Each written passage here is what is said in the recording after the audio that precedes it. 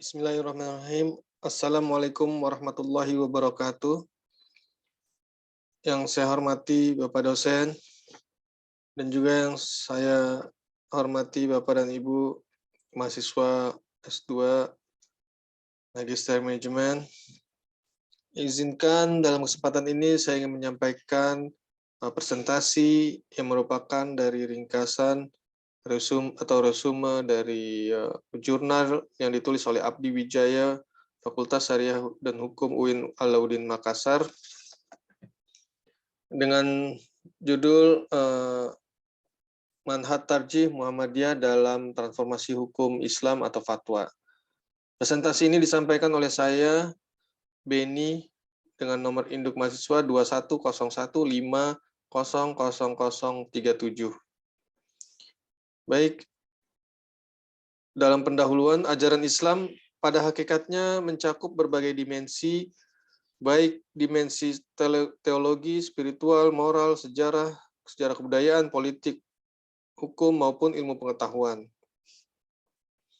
Yang disampaikan oleh Harun Nasution, Islam ditinjau dari berbagai aspek. Jadi keberadaan hukum Islam itu mengatur interaksi manusia dalam kehidupan sosial bermasyarakat. Hukum Islam itu juga mempunyai dua fungsi, yaitu fungsi mengatur sebagai pengatur masyarakat atau social control dan juga sebagai pembentuk masyarakat atau social engineering. Selain itu juga hukum Islam itu memiliki dua dimensi. Yang pertama dimensi iliyah, yang itu dimensi yang bersumber pada ajaran langsung dari Allah Subhanahu wa taala seperti keyakinan, amalia dan akhlak. Yang kedua adalah dimensi insaniyah, yaitu upaya manusia memahami ajaran yang dinilai suci dengan dua pendekatan. Yaitu yang pertama adalah pendekatan maqasid, dan juga kemudian dikenal juga ada pendekatan ijtihad. Nah, dengan demikian dari segi dalil, ijtihad itu memiliki dua dimensi, yaitu dimensi ilahi dan juga yang satu lagi dimensi dari potensi insaniyah tadi. Kemudian kalau dari uraian yang dimensi tadi dapat kita pahami bahwa hukum Islam itu tidak akan mungkin mengalami perubahan karena hukum Islam itu kalau yang dimensi iliyah tadi bersifat qadim, yaitu bersifat tetap, tidak berubah. Namun kalau dalam dimensi insaniyah itu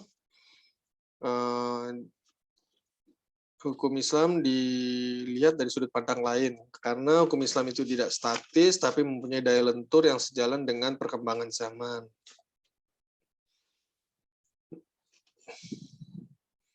Maka itu dalam perkembangan zaman itu Muhammadiyah memiliki yang disebut adalah majelis tarjih.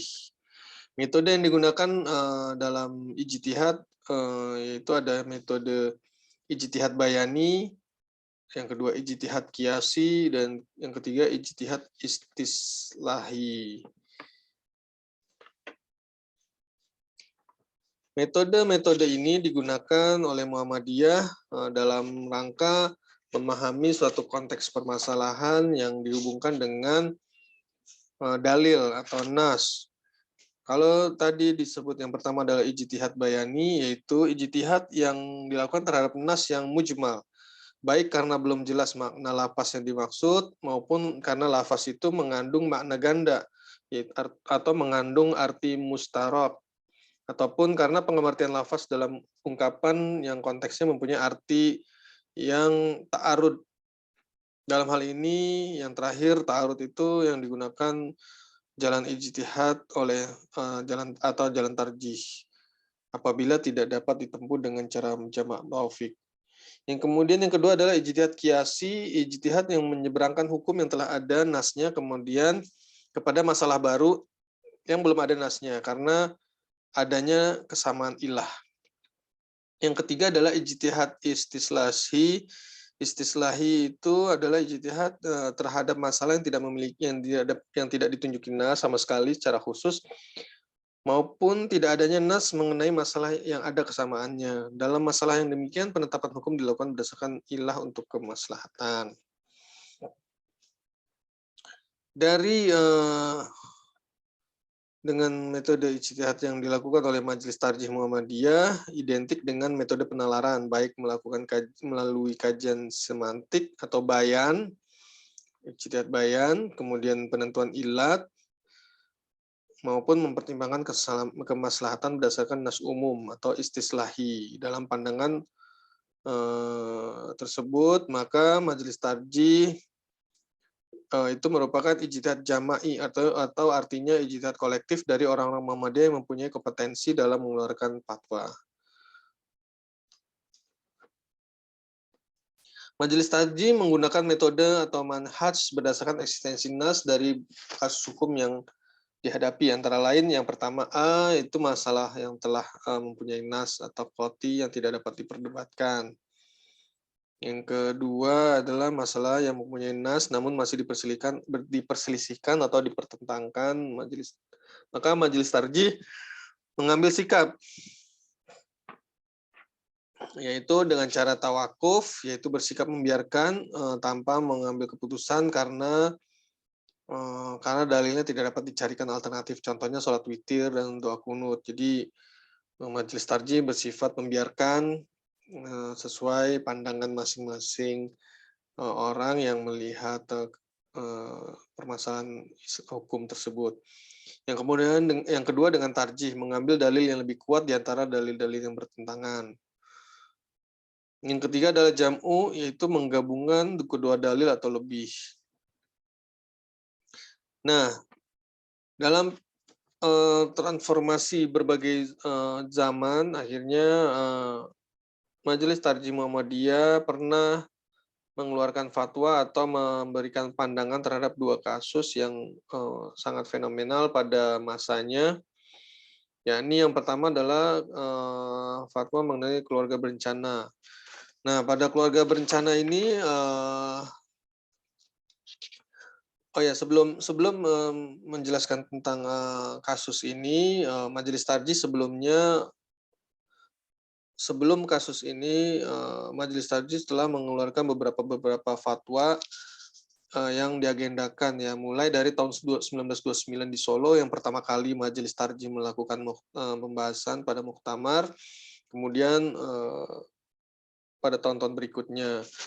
Biasanya Majelis Tarjih itu membahas persoalan-persoalan yang sifatnya ibadah, mulai dari masalah istiharoh, pelaksanaan haji, pembahasan tentang jenazah atau wakaf. Baru tahun-tahun 90-an, Majelis Tarjih mulai membahas masalah-masalah kontemporer yang perlu mendapat perhatian, yang karena sangat berkembang di masyarakat dan perlu adanya suatu pandangan. Tentang keluarga berencana, contohnya adalah karena ini ada permintaan juga dari pemerintah bahwa keluarga berencana, bagaimana Muhammadiyah melihat program pemerintah tentang keluarga berencana. Pada saat itu Majelis Tarjih memberikan pandangan, ya, ini pada dasarnya umat Islam tetap dianjurkan memperbanyak keturunan. Sebagai individu, umat Islam tetap memiliki kewajiban untuk memperbanyak keturunan. Namun situasinya kemudian berkembang menjadi anjuran ini masih sesuai untuk dilaksanakan atau tidak. Maka Majelis Tarjih memberikan pandangan membolehkan keluarga berencana dengan syarat-syarat ketentuan yang berlaku. Contohnya, yang pertama adalah mengkhawatirkan adanya keselamatan jiwa bagi ibunya jika harus mengandung beberapa kali. Yang kemudian mengkhawatirkan keselamatan agama karena faktor kesempitan ekonomi atau kekhawatiran terseret dalam perbuatan yang haram. Yang ketiga adalah khawatir kesehatan dan pendidikan anak jika jarak kelahiran kehamilan terlalu dekat. Yang kedua adalah persoalan bunga bank. Persoalan bunga bank ini juga merupakan persoalan yang banyak diperbincangkan di masyarakat, sehingga perlu adanya suatu pandangan atau hukum dari Majelis Tarjih. Pada saat itu, karena bank syariah belum ada di Indonesia, jadi Majelis Tarjih mengambil kesimpulan bahwa bunga bank itu masih dibolehkan dalam keadaan darurat dan hanya berlaku untuk bank-bank yang dimiliki oleh pemerintah.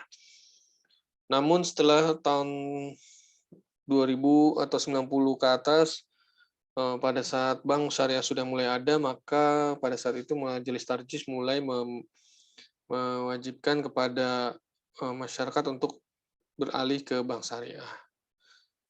Demikian yang dapat saya sampaikan atas presentasi jurnal ini, Manhaj Tarjih Muhammadiyah dalam Transformasi Hukum Islam atau Fatwa. Kurang lebihnya saya ucapkan mohon maaf. Wabillahi taufiq wal hidayah. Wassalamualaikum warahmatullahi wabarakatuh.